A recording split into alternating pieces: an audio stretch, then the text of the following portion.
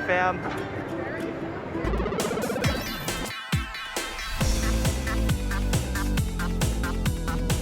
What is up, my friends? It's Ray back here, and this past weekend, New York Comic Con took over the Javits Center in New York City for the first time in 2 years, and it felt really good to be back. Those of you who follow the channel know that conventions and events are a big part of what I do here, so to finally be back after so long was a big deal. It felt like a huge step towards getting back to normal. As you can imagine though, things at the con this year were noticeably different. There was limited capacity, nowhere near as many cosplayers, not as many vendors, and the lines were not as long as they have been in the past. In a way, it was quite nice. It made it very easy to do everything you wanted a few times over, especially if you were there all 4 days. The major players like Marvel, DC, Funko, and other big brands also were not in attendance this time, so there was a lot of spotlight on the smaller artists, vendors, and publishers. I think for me, that was one of the biggest highlights of New York Comic Con 2021. You know how I love finding underrated and cool things, so it was awesome getting to walk around the show floor and admire the amazing talent that's out there. At a normal New York Comic Con, the stuff you saw this year might have gotten lost in the shuffle, so to me, it was a nice change of pace. Aside from that, my favorite part of the show floor this year was definitely the Dragon Ball Z booth. It was loaded with awesome displays, figures, life-size statues of DBZ characters, including the Great Ape Vegeta, which was insane, and even Fighter Z tournaments. It was very well done. I'm a big fan of the DBZ series, so this was right up my alley. Even though there weren't as many exhibitors as there were in previous years, the ones that did show up did an awesome job. Not only were the experiences cool, but there were also tons of vendors selling neat things. I'm sure as you're watching this video, you're seeing things that you've never seen before, and believe me, when I was out on the show floor, I never saw like half the stuff that was there. From graded comics to beautiful figures to rare Funko Pops to plushies, mystery boxes, and even custom lightsabers, Comic-Con is a place you can easily go broke if you're not careful. I only walked away this year with this awesome AEW hoodie, big fan. I also got the Jolteon Funko Pop right over here, and I also have the Charizard Funko Pop, both of which I've always wanted,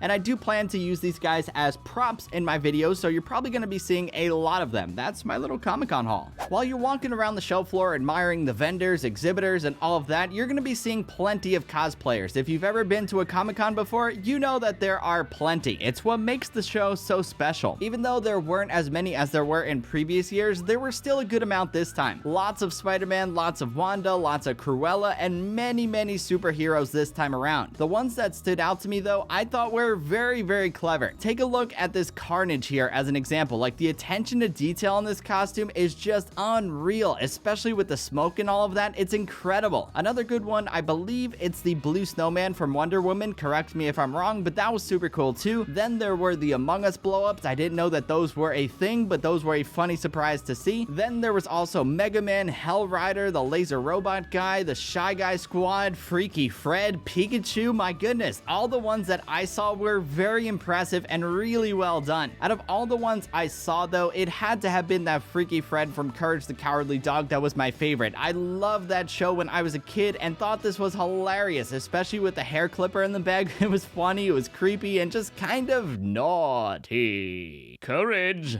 Outside of the exhibits and cosplays, Comic-Con this year also had the usual reveals, new show trailers, exclusive merch, panels, and meet and greets. New York Comic-Con is always an interesting time, and come to think of it, I wouldn't actually consider it to be a dedicated comic convention per se. It's more so a celebration of all things pop culture. There's always something there for everyone, whether it's gaming, collectibles, art, comics, cosplaying, or anything pop culture related. If you're a geek who likes geeky things, you're gonna have a fun time. While this year was definitely different, the 2021 edition of New York Comic Con was an absolute blast, and honestly, it was a glimmer of hope towards fully getting back to normal. Hanging with friends, getting to meet new people, and just walking around the show floor was just as fun as it always was, even if my body does disagree, because at the end of it, everything hurt. But fear not, because I guess we're gonna do it all over again in 365 days, or probably less by now. But yeah, even if there's more conventions, we're gonna start aching and pains and all that, walking around with the camera, covering things, but it's all worth it. It's great. It was great to be back at the Javits Center and great to be back in New York Comic Con.